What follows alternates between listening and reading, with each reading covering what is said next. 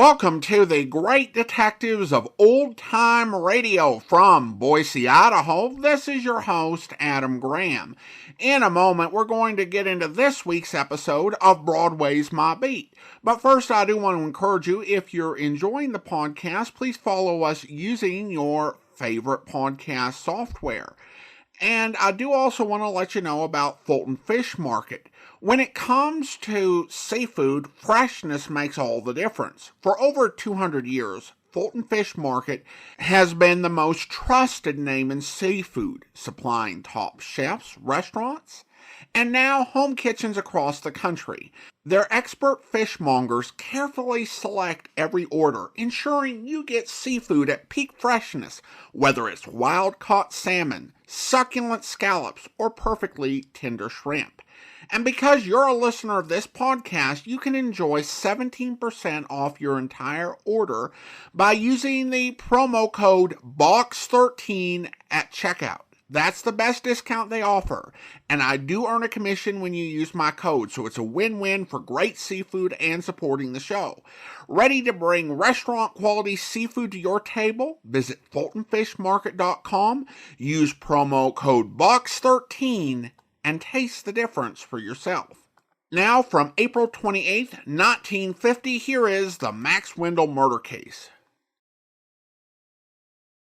Broadway's My Beat, from Times Square to Columbus Circle, the gaudiest, the most violent, the lonesomest mile in the world.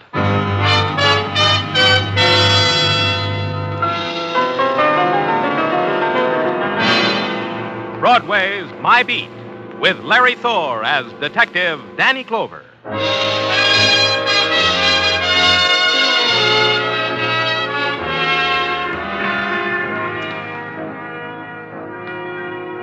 Broadway. It's the one dream left because the other dreams didn't happen. The corner of the world where a million performers do their bit just for you. It's carnival and clown and a girl blowing kisses. The end of a fabulous ride that cost you a dime. Maybe you'll get your money's worth. It's Broadway, My Beat.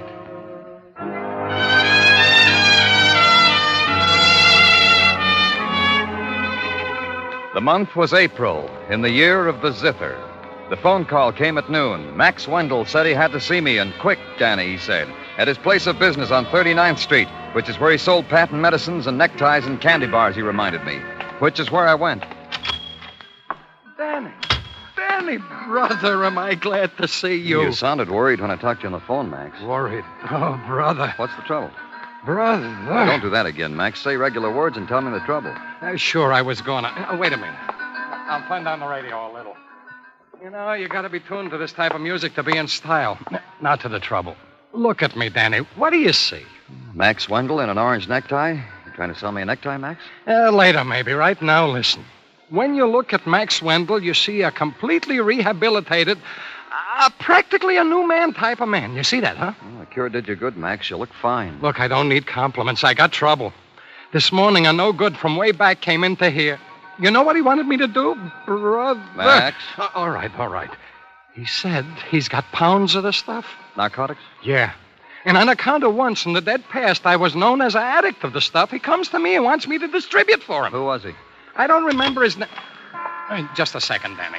There's something I can do. Yeah, baby. Danny, it's the no good from way back.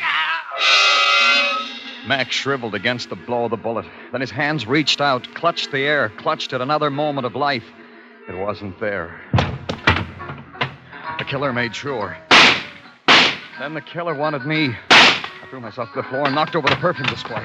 The lust was on him, and he moved slowly to where I was, grinning at me. Grinning at the gun in my hand. Then I shot. The grin was still there. And again, the grin froze. Then there was the sound of sirens, and the official handlers of death were at the door.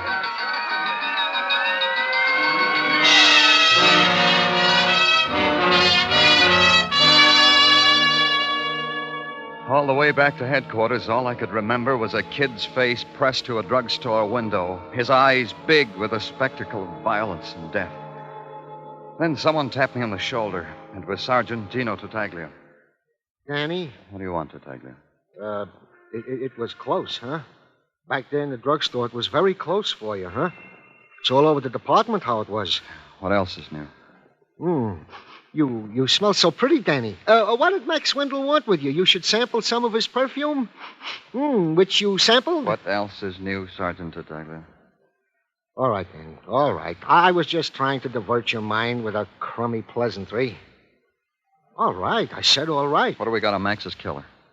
Danny, you should be proud. You've rid society of a vicious blot on its fair escutcheon. You've carried the banner of decency high into the... Don't sing me an opera, Tartaglia. Just tell it to me. Max's killer.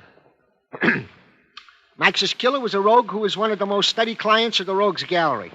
Frank Howard by name and by number. A mobster, a hoodlum. Suspicion of many killings by murder. As my neighbor Annie Berman would say, Danny, by the shooting of Frank Howard, you have performed a mitzvah. Thank your neighbor Annie for me. Roger, Wilco. Danny, I gave you a TL. Now you must give me one.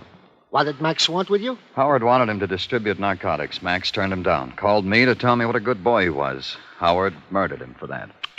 What a strange coincidence.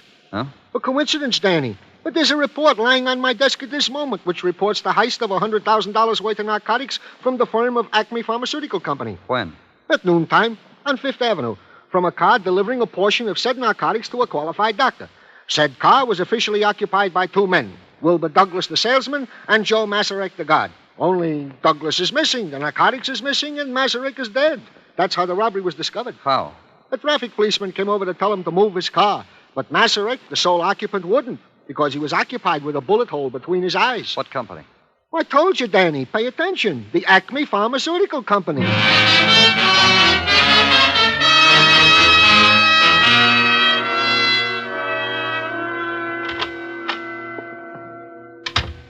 Sorry to have kept you waiting, Mr. You didn't keep me waiting. Well, you're quite resourceful. Yes, Miss Westfall? It's time for your throat spray, Mr. Vaughn. Oh, thank you, Miss Westfall. Pardon me, Mr. Now, Mr. Why the devil don't you tell me your name? Miss Westfall, come in here and throw this man out. I can't. He's a policeman. Stay at your post, Miss Westfall. I may need you. Hey, you're a policeman, sir. What can I do for you? My name's Danny Clover. What happened this morning? How come $100,000 worth of narcotics was stolen from the Acme Pharmaceutical Company? Let me tell you something. All that merchandise running around loose will play hob with it. It's going to do just that, Mr. Vaughn, unless you decide to get off the dime. Fire your questions at me, Mr. Clover. What's the routine here? I mean, when one of your men is assigned to make a delivery, what happens? How does it work? With efficiency and dispatch, like so. Our man is given a parcel for delivery to various supply houses and medical people. At the same time, he is given a route card. Then he doesn't know the route until immediately before he leaves here. Precisely. He goes downstairs to the garage. The dispatcher gets his car. The attendant hands him his keys. He drives out of the garage, picks up a guard at the corner, and proceeds. I see. Now, what's your opinion as to what happened earlier today about the robbery? One needs no great perception to know that. Wilbur Douglas shot and killed the guard Joe Masarek and absconded with the narcotics. Disgraceful. And Douglas with a wife and 4 little... Yes, Miss Westfall? Effervescent salts, Mr. Vaughn. Thank you, Miss Westfall. One moment, sir.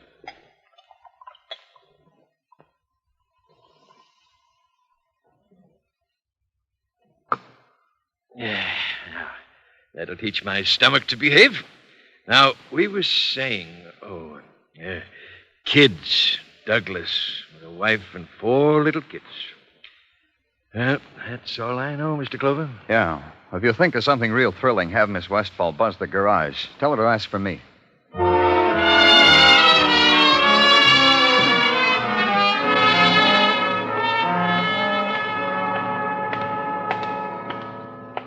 Mr. Tobin, your car is ready.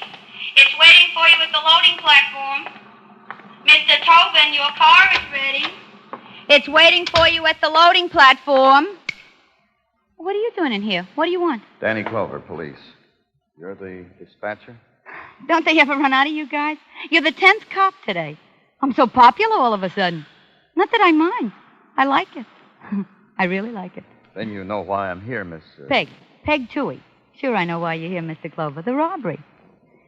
It takes a $100,000 robbery to make me popular with the fellas. Tell me about it, Miss Toohey. Peg. We have to be formal just because a crime is committed. Call me Peg. Run it down for me, Peg, from the beginning. I already opened my heart to 9 other policemen, Mr. Clover. You'll make the 10th. You dispatched Wilbur Douglas's car? Permit me. I know it by heart already. At 11:15, the orders came down from upstairs to get Mr. Douglas's car ready. Uh-huh. I gave the orders. It should be ready. At 11:30, Mr. Douglas made his appearance in our garage. At 11:32, I spoke over the loudspeaker like this. Mr. Douglas, your car is ready. Excuse me. I'm so excited. I don't know what I'm doing. You talked to Douglas? Only over the loudspeaker here. You know, you're the first one to ask me that question. Did you see anyone else talk to him? A stranger, a visitor? No. Did he go out of the garage at all, even for a minute? No. You've got an entirely new list of questions. I like it. No, Mr. Douglas stayed here all the time, perusing his briefcase. But then Zach gave... Zach? The attendant here, Zach Bailey. Zach gave Mr. Douglas the keys to the car, and Mr. Douglas drove off to pick up the guard who was waiting for him in the front. Where's Zach? He's out there amongst the cars someplace. You can't miss him. He's the only human being down here, besides me. Thanks, Peg. Thanks a lot. Oh, likewise, I'm sure.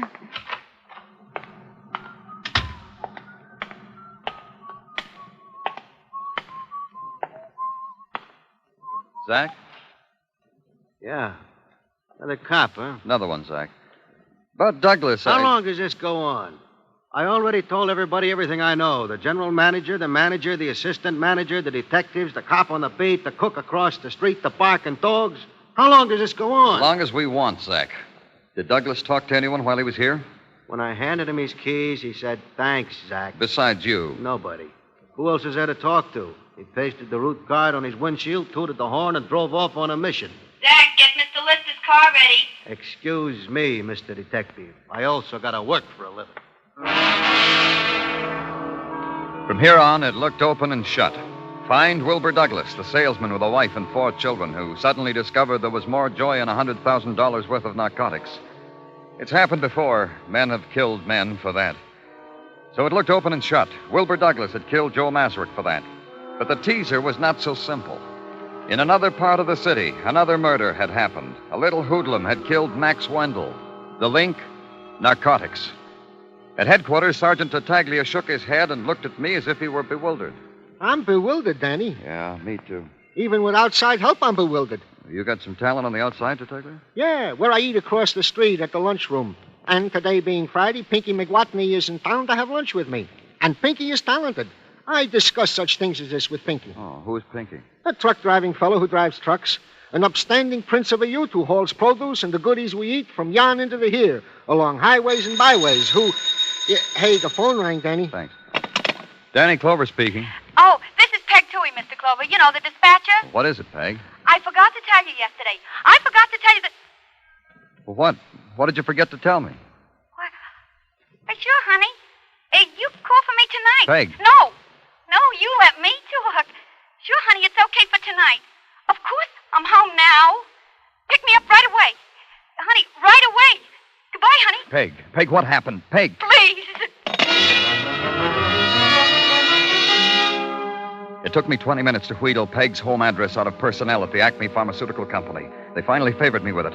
It was a brownstone on West 18th Street, 4 flights up, room 6. Peg, it's Danny Clover. Peg. Yeah. Peg. What happened? Let me lift you up. Oh, no.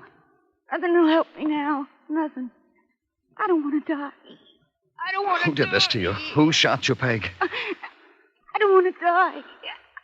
I don't want...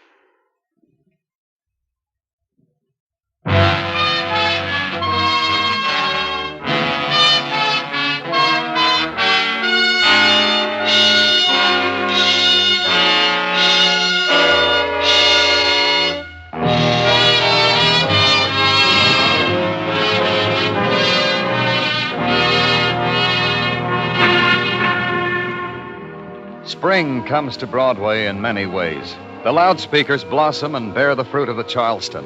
The rainmakers dance their ritual dance and bear no fruit at all. And Broadway is diverted. Broadway is happy. Spring is here. You can stand under the shade of a papier-mâché papaya tree, drink papaya juice, pleat your newspaper, and read of murder. Double feature, Max Windle, druggist, murdered in cold blood in his place of business. Should have caught that one. Peg Toohey, dispatcher, murdered in cold blood in a cold water flat. A person could cry. Yeah, spring is here. It's been in training in the summer camps, and it's opening the season in its old championship form. Or, as Sergeant Gino Tartaglia put it... Oh, I will L-O-V-E love you all the T-I-M-E time. Tartaglia. Tartaglia. Oh, Danny, I feel so good inside.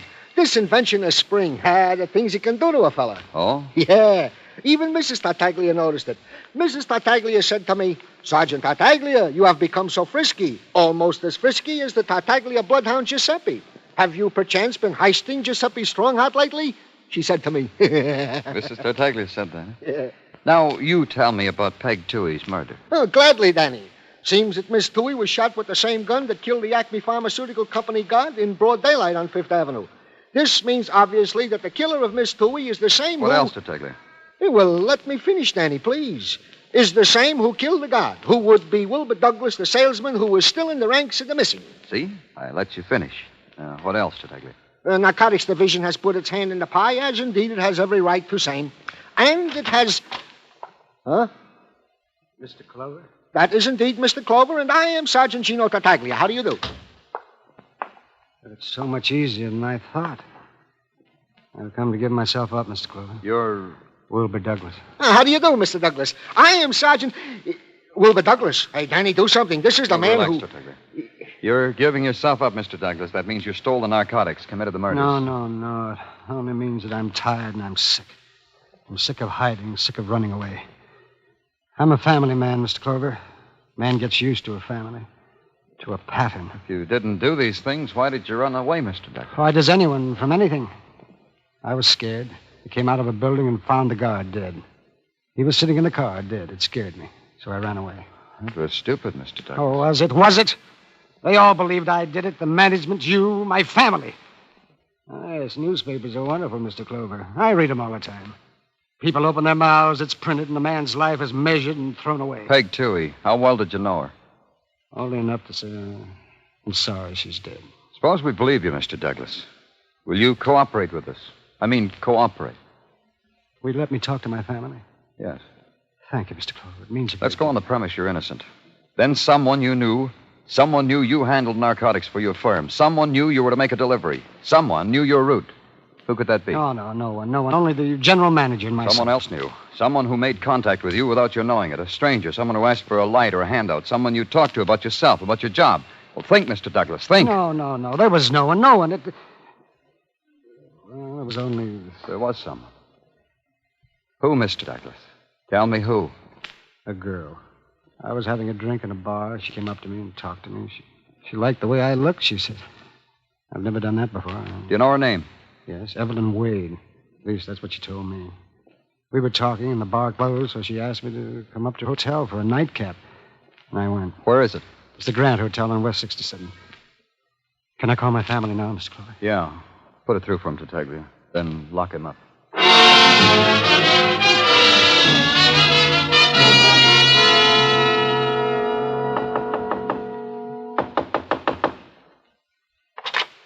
Yeah. What is it? What is it, please? What do you want? Miss Wade? I'm very busy now. I'm busy. Another time. Come back again. I'm from the police, Miss Wade. Oh, thank you. I already bought my tickets. Have a nice ball. I want to speak with you. May I come in? All right. You may come in. I want you to know that I'm... I won't take long. May I sit down? You don't mind if the blinds are drawn, do you? The sun hurts my eyes. It's all right. Please. All right, Miss Wade. Just tell me what I want to know and I'll leave. Tell me about Wilbur Douglas. Douglas? Wilbur Douglas. Mm-hmm. I know him. You knew he was married. All right, I know him. There, I know him. I told you. How did you happen to meet him? We met. People meet. People get lonely. Meet. Miss Wade. It's not a good day for me. Times I gotta be alone. You met Wilbur Douglas in a bar. Later, you came up here, the two of you. How much did he tell you about himself? Nothing. I lied to him. He lied to me. We knew that. Smiles. Drinks. When he put his arm around me, he was polite. You knew where he worked. You knew what his job was, didn't you? He told me, but... Oh, pardon me. Clumsy. Knocking over a phone. Here, I'll get it. Here. Thank you. Hello? Oh, yeah. You got the wrong number. Of course, I'm sure. Wrong number. Fella had the wrong number. What fella? He had the wrong number. I wouldn't know what fella. Miss Wade. Miss Wade. Hmm? I wouldn't know what fellow. Who are your friends, Miss Wade? I don't get out much. Oh, please. Please. Don't go out much, Miss Wade. I want to find you here when I come back. I went downstairs to the lobby. It bothered me about the phone call.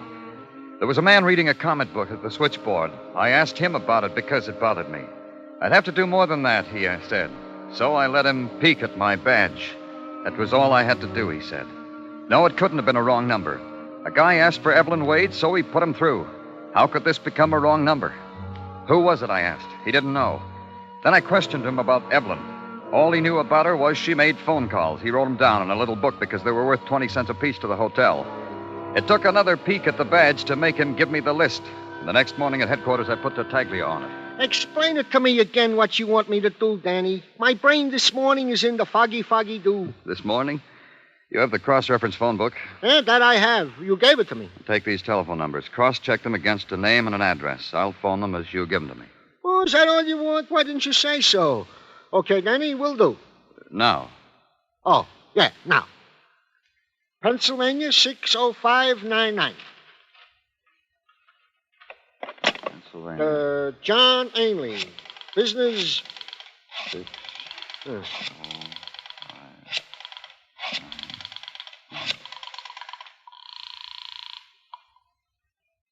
Supermarket, Ainley here. Police Department, Mr. Ainley. Routine check. You know a Miss Evelyn Wade? Yes, once a week she buys a pound of pork chops. Makes us deliver. Stick around the supermarket today, Mr. Ainley. I may want to talk to you. Thanks, Tartaglia.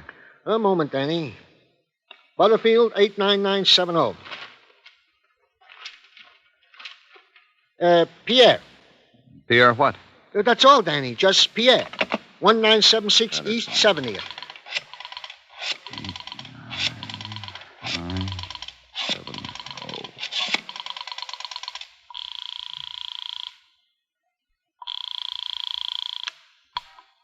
Pierre? Pierre, at your service? Police Department, Pierre. Routine check. Evelyn Wade. Do you know her? Evelyn?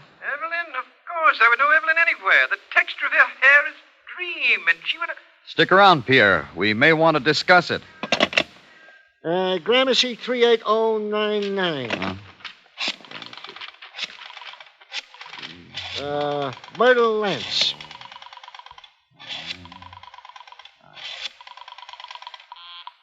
I'm busy. Another one, Tartaglia. Yeah. Atwater 97598. Acme Pharmaceutical Company. What? Atwater 97598. Acme Pharmaceutical Company. Yeah. Danny? 9, 9, 8. Acme Pharmaceutical Company, garage. Hello? Hello? Sorry. Hello? Wrong number. Plaza 4396. That's all, Tartaglia. You did good.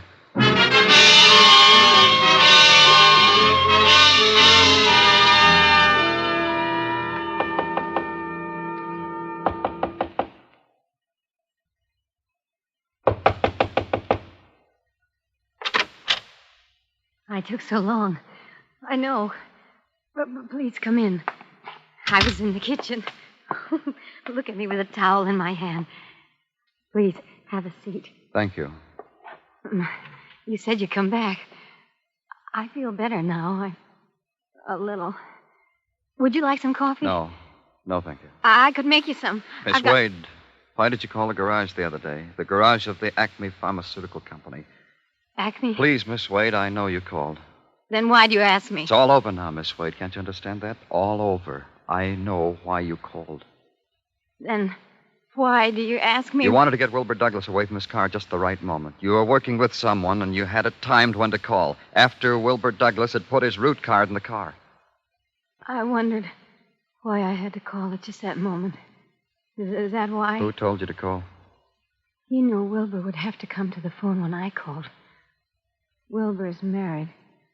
Wilbur couldn't afford to say no to me. Who told you to call? Me. Oh. I told her to call. Hello, Zach. How come you're not attending cars at the garage at this hour? Yeah, he told me to call. Zach did. Now what, Clover? Now I have to kill you, too. Another bullet from this gun, another dead man. Well, on your side, I'd congratulate you, Zach. You timed it neat. Got Wilbur's route card, knew where he'd be at what time, waited till he made his delivery, killed the guard, lifted the narcotics. Congratulate me some more, Clover. You killed somebody, Zach? Out of the way, baby. Oh. Go ahead, Clover. Go ahead. The narcotics, Zach. You needed a distributor. You sent a hood over to see Max Windle because Max once was a distributor, only Max balked. Called police. Then you know why Max had to die. Why I sent the hood back to kill him. Only you were there. You're a louse, Clover, messing things up. Peg, a lonely little girl who suddenly remembered that Wilbur got in that phone call. She tried to tell me about it, and you killed her, too. Yes. And you, too, Clover. You understand how it is, don't you? Congratulate me once more. Then you can close your eyes. Where's the narcotics? Zach has it. Don't you, Zach? Sure I do, baby. Oh, but you killed... Oh, I don't know. Now this man here... You think about it. A girl thinks about... Oh, Zach. Kiss me. Be nice to me, Zach. Take your hands off Wait, of me. watch out. Zach. No. He stood there, swaying, shaking his head against the recognition, against the knowledge that his life was almost through. Oh, no. And his eyes stared at it, spilling over his fingers. Then there was no more life. Evelyn Wade was silent in her pain. In a little while, a doctor came and said she needed a lot of help. He said he'd see she got it.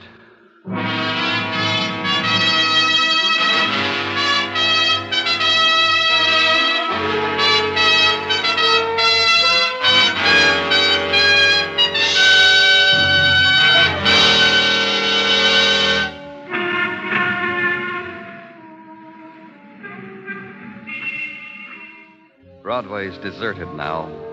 The night has given up, and it's becoming another day. And for an hour, the Fury lies sleeping. Then an engine will start, and a horn will blow, and people will run out from under the earth to awake the Fury. And it starts all over again. It's Broadway, the gaudiest, the most violent, the lonesomest mile in the world. Broadway. My beat.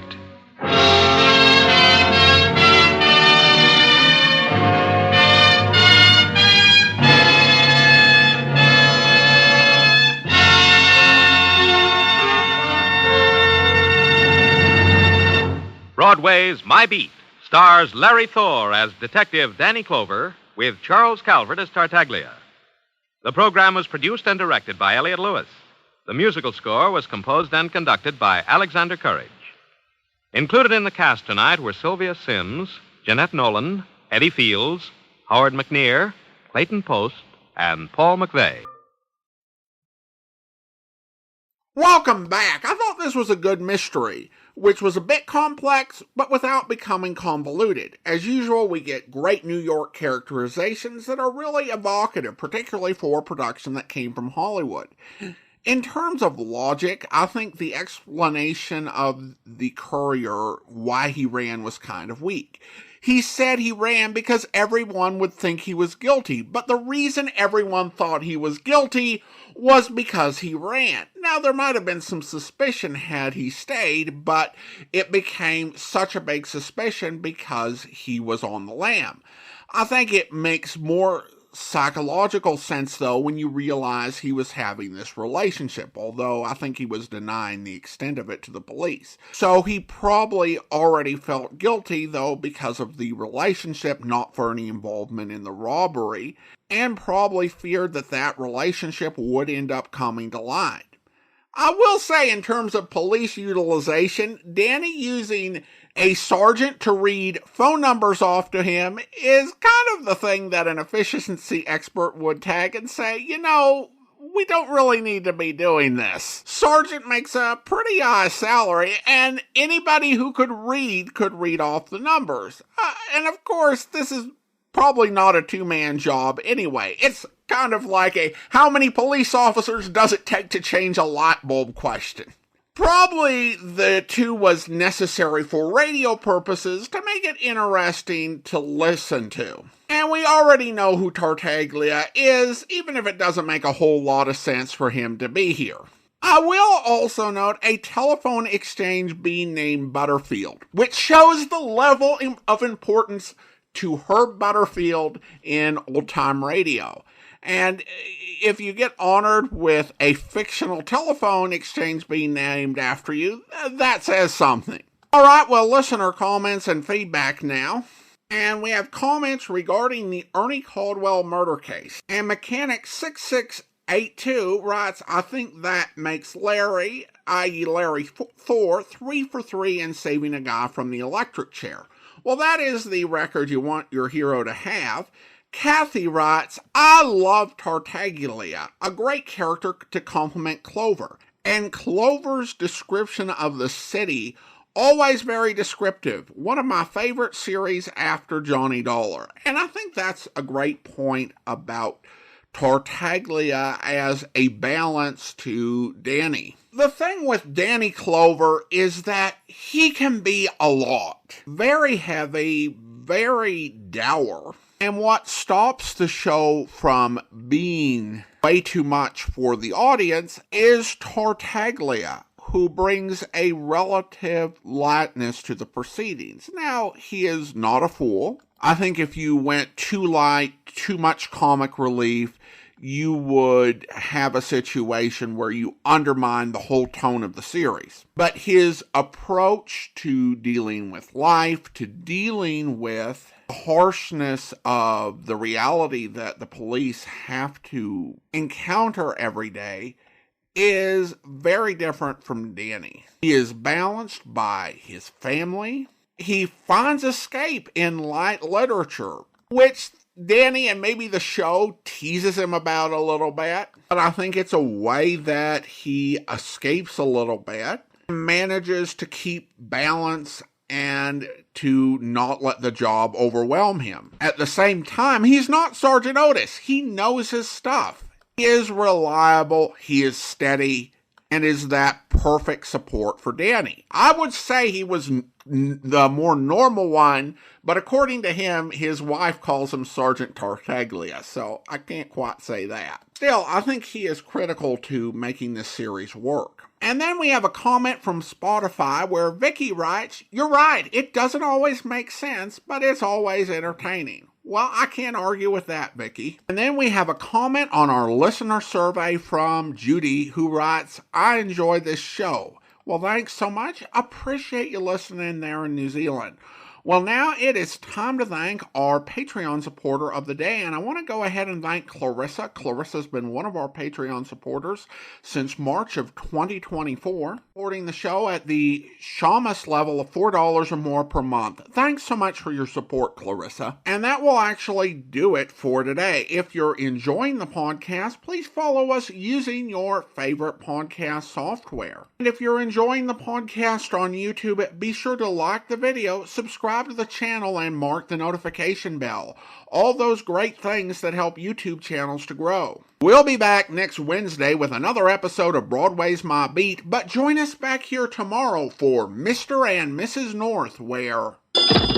Hello? Mrs. Rowland? Yes? Are you alone? Why, yes? Who is this? Never mind. Just listen and don't do any more talking. It's about your husband, and it's important. What? Don't talk, I said. Your husband's with me. He's been kidnapped, and as soon as we can get together on the dough, we'll let him go. In the meantime, keep your mouth shut. But he's not I told you to keep your mouth shut. Don't say a word about this to anybody, and if you call in the police, we'll kill him. No. Remember what I told you, Mrs. Rowland. Sit tight and wait for my call. I'll be in touch with you later. Hello? Hello? What's the matter, Mrs. Rowland? What's wrong? My husband. My husband. He's been... I hope you'll be with us then. In the meantime, send your comments to box13@greatdetectives.net. Follow us on Twitter at Radio Detectives and check us out on Instagram, instagram.com/greatdetectives. From Boise, Idaho, this is your host, Adam Graham, signing off.